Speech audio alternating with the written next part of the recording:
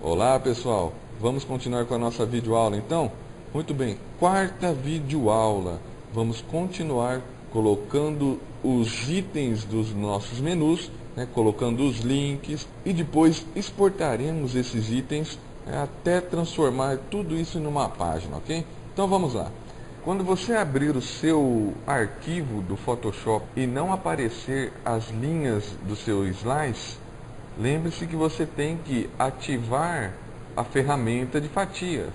Quando você ativar a ferramenta de fatias, o slice vai aparecer todas as caixas dos slices que você fez. Então vou aumentar aqui um pouco. Na última aula nós colocamos, paramos aqui em botão de orçamento.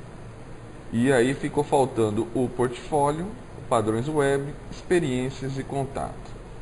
Como eu falei na aula passada, antes de recortar, o ideal seria nós nomearmos este arquivo para o nome que ele vai ser de fato no HTML. Então vamos fazer isso agora. Arquivo, salvar como, e agora eu vou colocar o nome que vai ser lá no meu HTML. No caso, como ele vai ser a página principal, eu vou colocar o nome dele para index.psd. Ele ainda vai ser um arquivo de Photoshop, um documento de Photoshop. Mas eu já vou colocar o nome dele aqui, então ele vai se chamar index.psd. Feito isso, o meu arquivo passa a se chamar index.psd.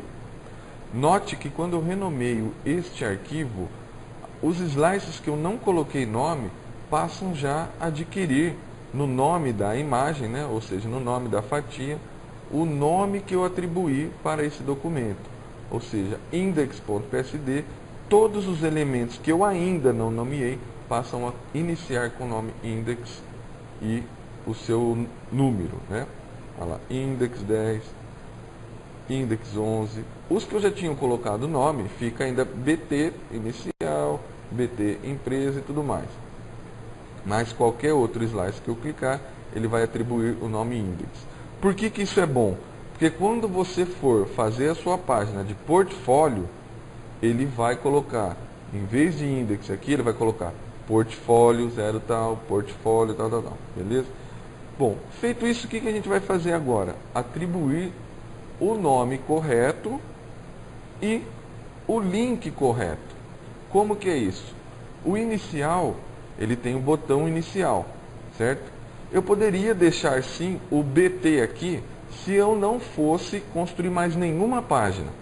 Mas como eu vou construir depois a do meu portfólio, eu vou ter que atribuir o nome da página. Então eu vou colocar aqui index inicial, ok? Vou copiar isso aqui para não ter que digitar. Index inicial. Qual que é o URL? O que é o URL? O URL, como diz aqui na dica, especifica o vínculo URL da fatia quando clica no navegador. Ou seja, quando eu clicar nesse botão inicial, para onde ele vai me enviar? Eu quero que ele me envie justamente para o mesmo documento. E esse documento, qual vai ser o nome? Index.html. Correto? Que é um próprio documento que eu estou fazendo. Agora, o da empresa. Eu quero que ele me envie para o documento que é onde vai estar a empresa, que é empresa.html. Portanto, o nome dessa imagem aqui vai ser index, porque ela faz parte da imagem do meu index, então vai ser index empresa, empresa HTML, e assim por diante. Serviço faz parte do index, então index serviço vai me mandar onde? Para serviços sem ser cedilha, viu? Servico.html. O orçamento faz parte do index. Orçamento vai chamar o que? Orçamento, sem ser cedilha, .html. Vamos continuar no portfólio a mesma coisa. Note que depois que eu renomeei, ele já mudou lá para mim, lembra? Então vai passar a chamar portfólio e vai chamar quem? Portfólio.html. Experiência, mesma coisa. Quando eu clicar, vai chamar experiência.html.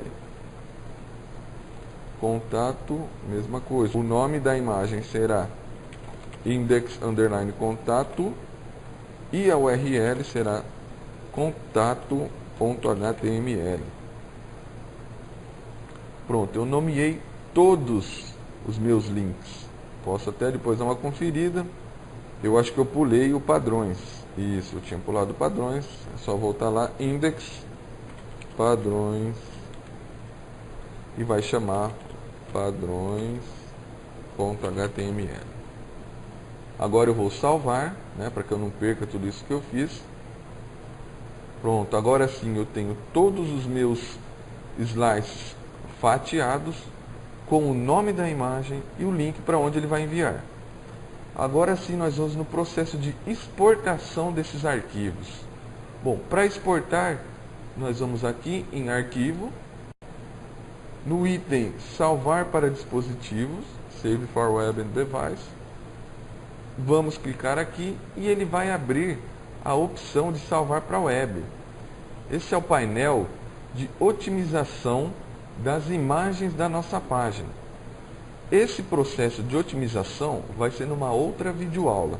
Aqui nós vamos se preocupar agora com a exportação, de ele transformar esse nosso layout em um HTML. Então, abrindo esta página, eu já vou direto em salvar. Eu vou no meu diretório C++, vou criar uma pasta nova aqui, certo? E vou dar o nome de site. Pronto. Dentro dessa pasta que eu criei, chamada site, eu vou alterar alguns parâmetros dessa minha caixa de salvar. Se estiver mostrando aqui o nome index.jpg, significa que você tem que mudar na configuração de baixo para ele salvar HTML e imagens. Automaticamente ele vai passar para o nome desse arquivo para index.html. Você não vai precisar digitar nem o index nem o .html, porque você já tinha nomeado esse arquivo. Embaixo, configurações, deixa XHTML e embaixo todas as fatias. Clique em salvar. Se der algum erro no momento de salvar, é porque você ou deixou com C cedilha ou alguma acentuação. É só dar um OK e continuar. Vamos lá ver, né, no nosso C++, que ele criou aqui a pastinha site, como ficou a estrutura dos arquivos. Muito bem, ele deve ter gerado dois arquivos, um index.html e uma pasta de imagens. Vamos ver dentro desta pasta imagens o que o Photoshop gerou. Ele gerou, aqui no meu caso, 13 imagens. Se você deixou o slice com alguma folga ou desalinhado, possivelmente ele gerou uma série de outras imagens. Se você deixou todas as alinhadinhas sem pular nada, ele vai gerar 13 imagens para você. Vou voltar ali para o meu inicial. Esse index.html nada mais é do que esse meu arquivo .psd transformado em HTML. Vamos abrir esse arquivo que ele gerou para ver o que acontece. Ele abriu já no meu browser, no meu navegador, no caso do Internet Explorer, e mostrou o meu site já apresentando o mouse, né, o cursor, como algo clicável. Podemos perceber aqui na barra inferior que conforme eu passo o meu mouse nos itens, ele vai mudando para chamar o que? O HTML que eu configurei nos slices. Olha aqui, empresa.html. Quando eu passo o mouse em empresa.html, ele apresenta aqui embaixo, ó, empresa.html. Em serviço, em orçamento, portfólio, padrões, experiência e contato. Então quer dizer que o meu HTML está funcionando. O que tem que funcionar até agora é se eu clicar no inicial, ele tem que funcionar. Vamos ver? Cliquei, ele abriu exatamente a mesma página que era o meu objetivo. Quando eu clicar em inicial, ele abrir a página index.html. e não inicial.html. O da empresa, serviço, orçamento e o restante é para dar um erro, porque ele está chamando a empresa HTML. E esta página nós não diagramamos, nós não exportamos, portanto, ela não existe. Vamos ver? Isso, é para dar exatamente este erro, um erro de arquivo não encontrado, porque não existe empresa HTML. Bom, antes de nós passarmos para outra etapa do Dreamweaver, precisamos saber alguns conceitos de HTML. O que é esse arquivo que ele gerou, esse index.html? Podemos abrir esse arquivo rapidamente, sem termos nenhum editor de HTML. Vamos testar isso no nosso bloco de notas. Eu clico com o botão direito nesse arquivo, ele vai exibir aqui para mim uma série de opções. Eu vou vir em abrir com e vou escolher a opção bloco de notas.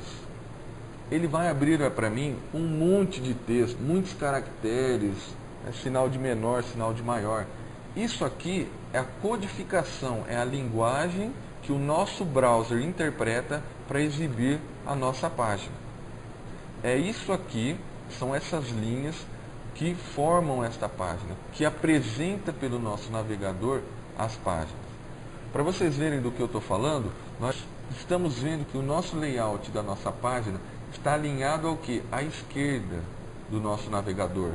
Se eu preferir que esse meu layout fosse centralizado nesse navegador, eu teria que alterar o que? O código do meu HTML. Por quê?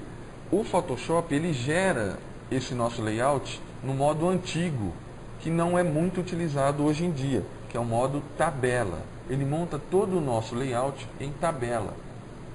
Então, para vocês terem uma noção, no nosso código, encontramos aqui na 9ª linha, uma linha que começa com um sinal de menor e logo em seguida, escrito table.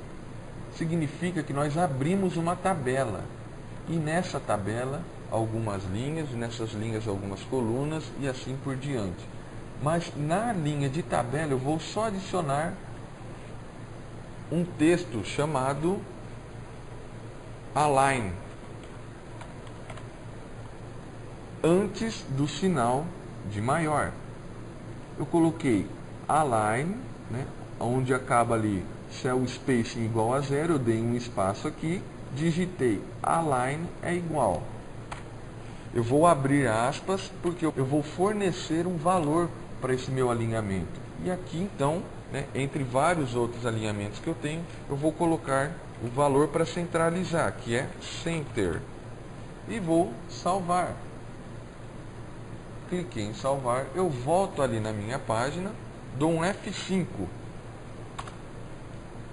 O layout da minha página fica centralizado, apenas por eu ter adicionado este valor nessa linha de tabela. Outro exemplo de alteração no HTML. Aqui eu tenho um comando que fala que o corpo da minha página vai ter um background com um valor X. No caso aqui, 6 vezes a letra F. Que mais para frente nós vamos ver o que significa isso. Mas adiantando, eu já falo que isso aqui corresponde num valor hexadecimal da cor branca. Então eu vou alterar, em vez do fundo aqui ser branco, eu quero que o fundo seja preto. Então eu sei que a cor do preto é 6 vezes o número 0.